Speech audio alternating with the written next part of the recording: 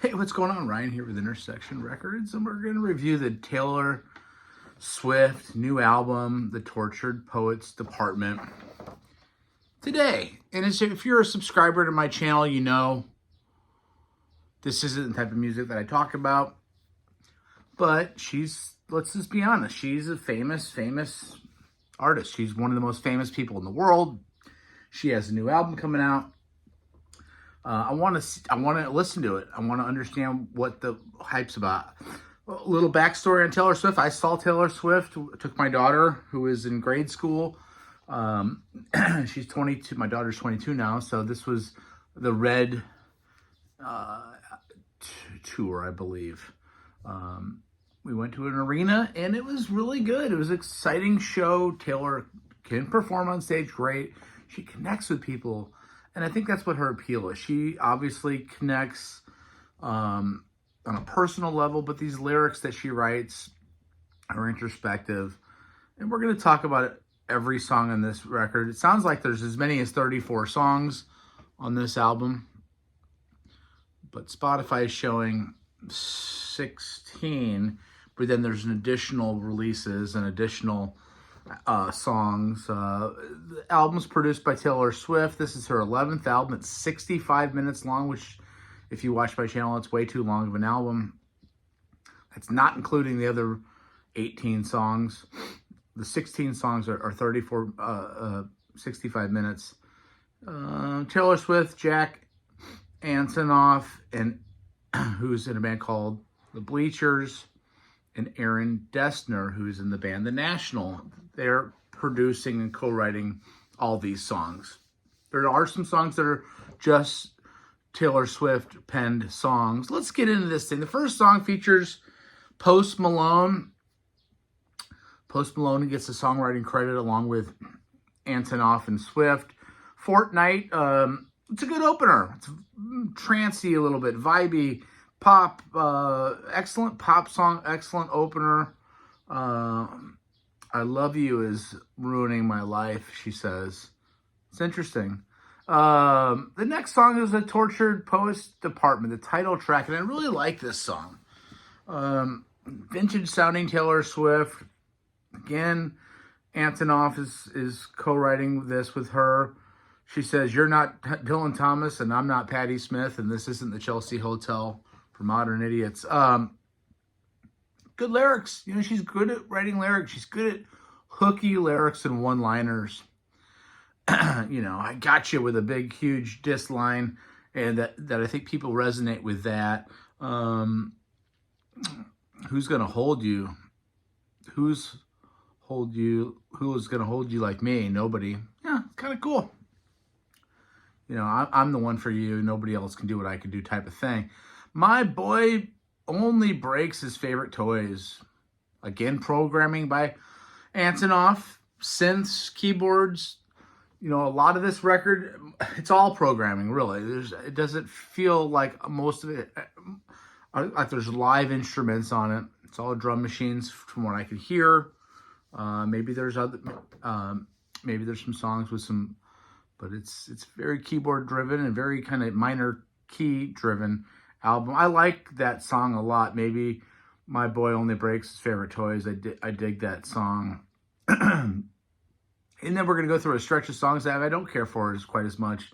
Down Bad. You know, it's not a bad song. Again, Antonoff's involved in it.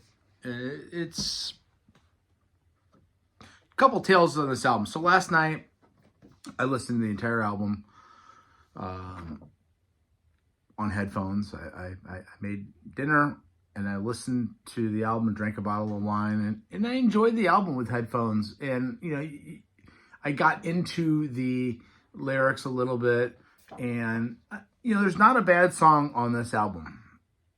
Are there any great songs on this album? That remains to be seen.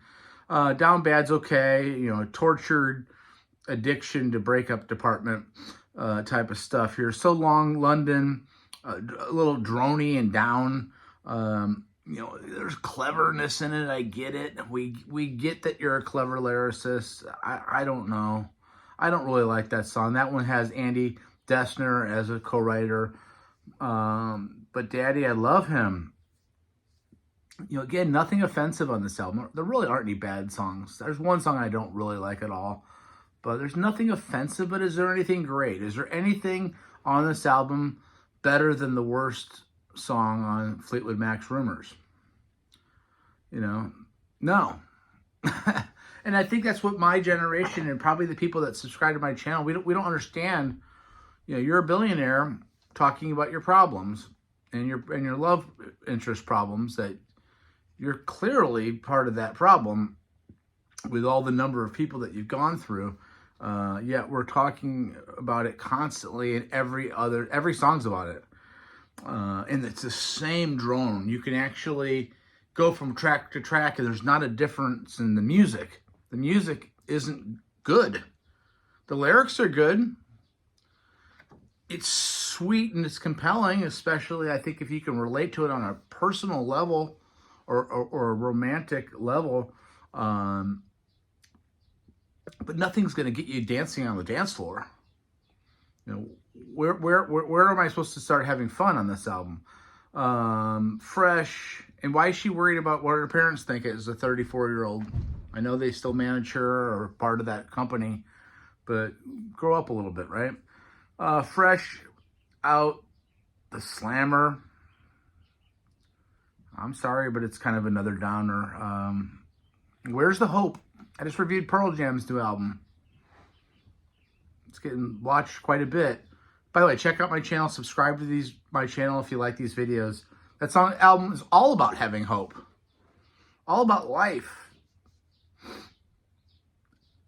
And dealing with the struggles in life. Not all life is about struggling with a boy or a relationship problem.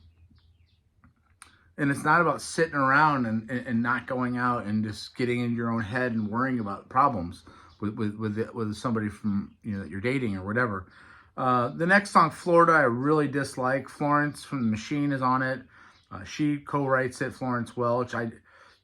My friends all smell like weed or little babies. I thought that was a good line. They're either stoners or they're starting families.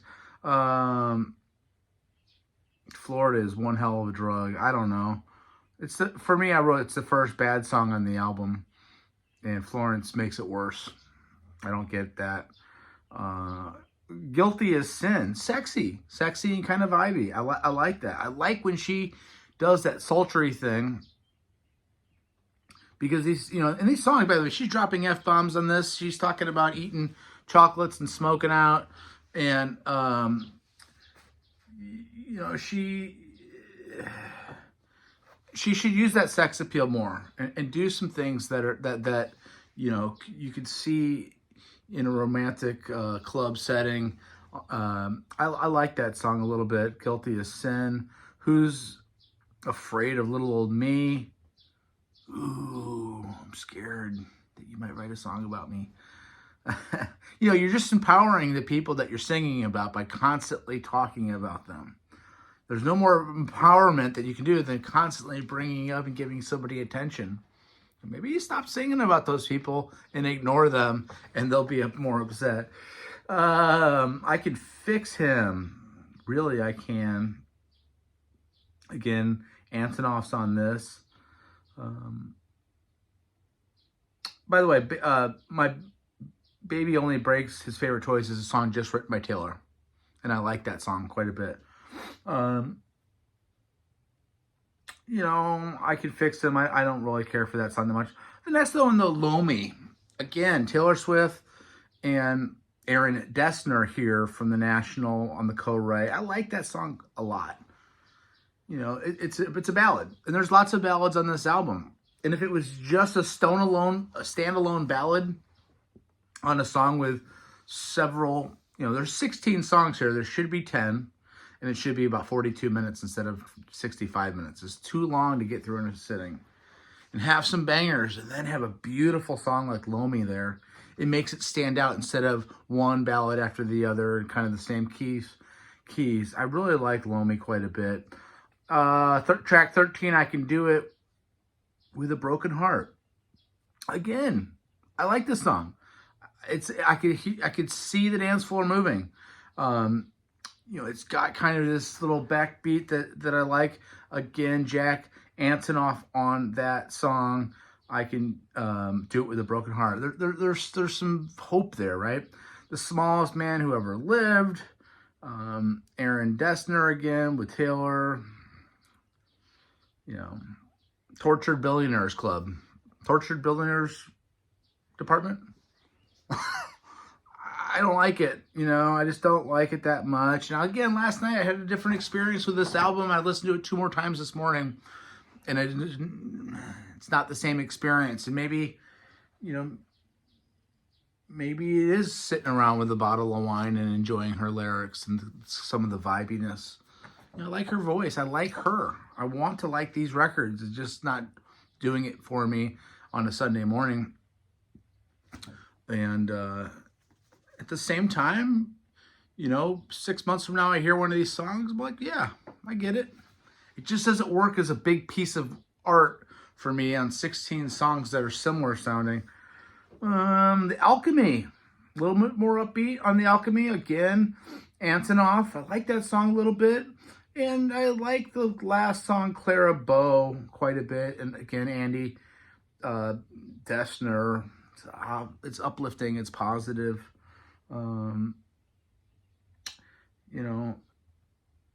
Again, how about some different topics? I'm not saying you have to, come from the land of the ice and snow with the midnight sun and the hot springs glow, or have love in an elevator, or be hot for your teacher, or a do, da, da, da. That's all I want to say to you. But God darn it, let's sing about some other things. There's more out there than broken hearts. There's more out there than busted up love affairs. There's more about getting back at that guy because screwed you over. Be empowering. Empower yourself and empower the people that listen to your music. It's not just being victims. I come from an era where we won. We wanted to win, and even if we weren't winning, we wrote about winning or trying to win and succeeding and conquering and taking over. And it makes you feel good. Anyway, these are my thoughts. I give this album a 3.75 out of 5. I think it's a very good record. It's not a great record. My 4s are great. 3.75 is close to great. I really enjoyed some of it, and I respect it. I really do. But it's not for me, and I don't think my generation, maybe it's not supposed to be. Peace out. Catch you later. See ya.